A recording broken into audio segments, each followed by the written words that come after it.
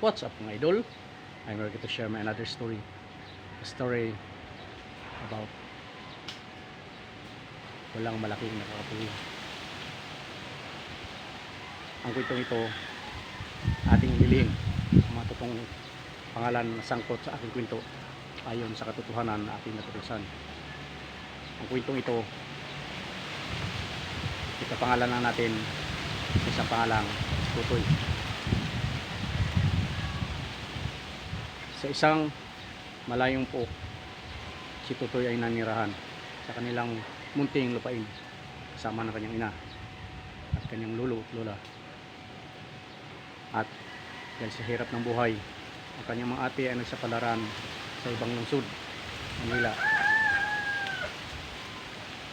para maghanap buhay.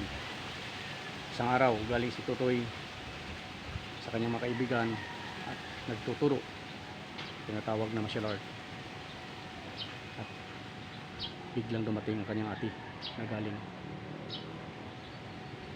sa lungsod at sila ay nagyakapan dahil sa labis nilang tagal na hindi sila nakikita. At sinabi na kanyang ate, "Toy, sumama ka sa akin papuntang Manila at tayo ay maghanap ng trabaho mo doon para magbago ang iyong buhay, makahanap ka ng magandang trabaho." At tumango kagad si Tutoy at sabi, "Opo ate." Sila'y kumain at nagyakapan. At pagkatapos ng kain, si Tutoy ay pumunta sa isang kanyang sayuhan at sinabing, "Lilisanin ko na ang aking lugar." Pagkalipas ng ilang araw, si Tutoy at kanyang ate ay lumisan na sa kanilang lugar. At sa kanilang pagbibiyahe, tinanaw ni Tutoy ang kanyang pinanggalingan at sinabi, "Kailan kaya ako ulit makakabalik dito?" At doon na bumiyahe sila papuntang lungsod pa para makakuha ng ticket. At muli pilingan ulit ni Tutoy ang kanyang pinanggalingan at sinabi, "Mimiss ko ang lugar na ito."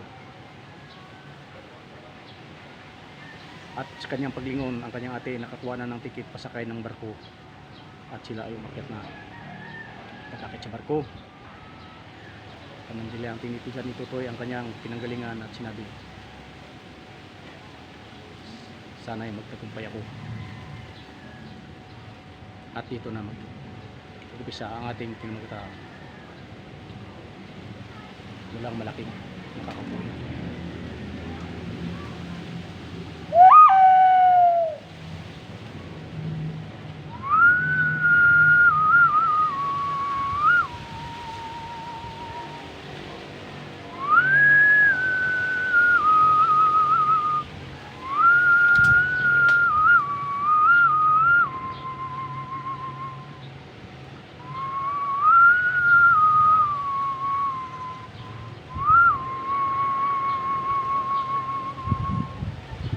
At sa pagbabalik ng ating yugto sa totoong kwento hango sa katotohanan sa paminagatang, walang malaking nakakapuno.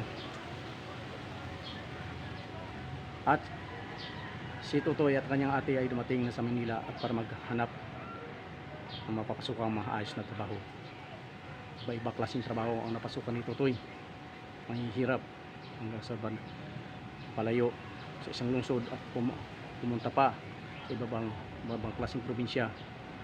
Sa madaling salita, naikot ni Tutoy ang buong Pilipinas para lamang maghanap ulit ng trabaho. Iba-ibang klaseng karanasan ang dinanas ni Tutoy, kahirapan para lamang makapagpadala ng pera sa kanyang ina, sa kanyang lolo. At pagbalik na ulit ng Manila ni Tutoy galing sa ibang probinsya, siya ay nagsabi maghanap ulit siya ng trabaho. Dahil sa hirap ng buhay, pinasok ni Tutoy ang isang construction. Sadyang kainit. Dahil sa liit ni Tutoy, payat, siya ay tila sinisigaw-sigawan ng kanyang mga kasamahan. Ang tawag sa kanya ay, "Toy." sinabi sa kanya, sumunod-sunod ka na lang sa gusto namin dahil wala kang alam. Si Totoy ay yumako na lamang at tila namumula. Isang araw, nahinto ang lahat ng trabaho sa kumpanyang napasukan ni Totoy bilang isang construction worker, isang labor. Nagtanong si Totoy sa pinuno nila, "Pinuno, bakit wala tayong trabaho?" Sagot sa kanya ng kanilang pinuno o foreman, "Wala tayong materialis, pending. Lahat ay walang trabaho. Daan-daang mga trabahador ang pending at wala silang trabaho. Mga ilang araw na rin, halos maglilinggo na." At dumating sa punto na pagpasok ni Totoy ay dumating ang mga engineer at kasama ang sinasabi nilang big boss. Si Totoy ay naglakas loob, lumapit, "Engineer, bakit wala kami trabaho? Wala tayong materialis."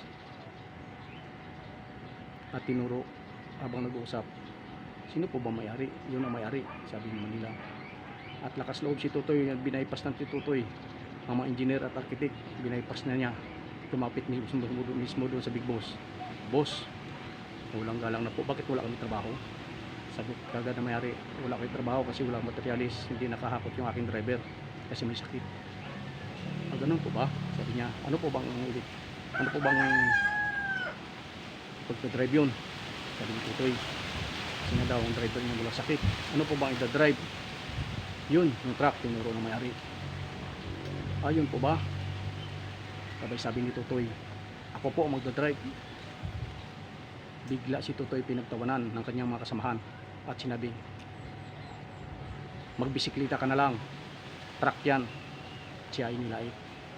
Yumuko si Totoy at sinabi sa mismo big boss, "Ako po ay driver, i-drive ko po yan para makakuha ng materialis."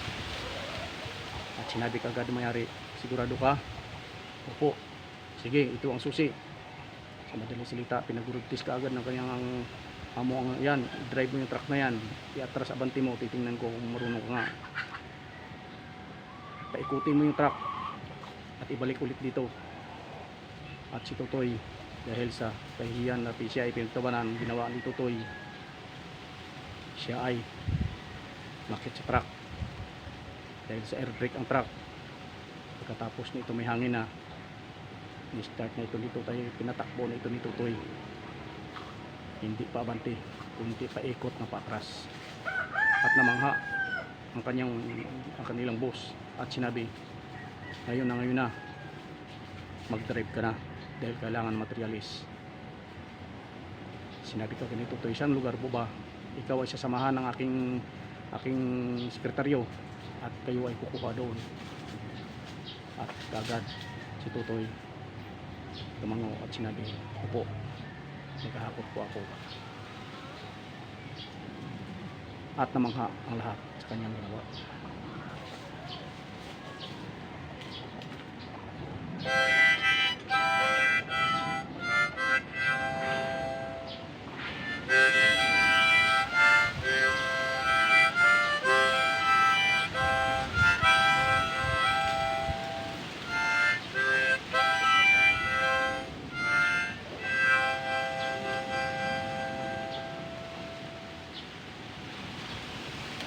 At sa pagbalik ng ating kwento, nakahakot na ng mga materyales si Totoy papunta sa kanilang kumpanya at nakapagtrabaho na nga ulit ang kanilang mga kasamahan. Subalit si Totoy ay hindi na pinayagan ng kanilang big boss na pumasok pa ulit sa construction. Ang tanong, bakit kaya hindi na siya pinayagang pumasok pa sa construction? Dito sa walang maliit na nakakapuwing. In short, walang malaking nakakapuwing.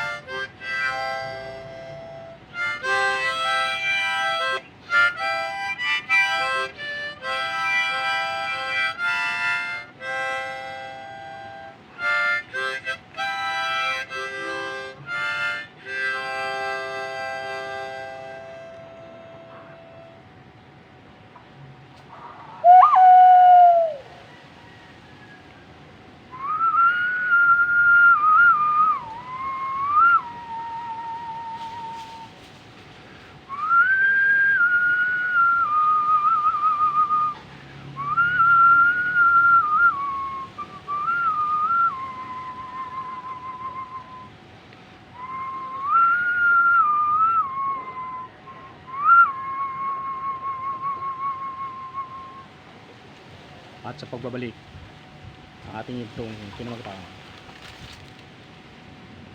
Walang malaking nakakapuwing sa aking pagbabalik.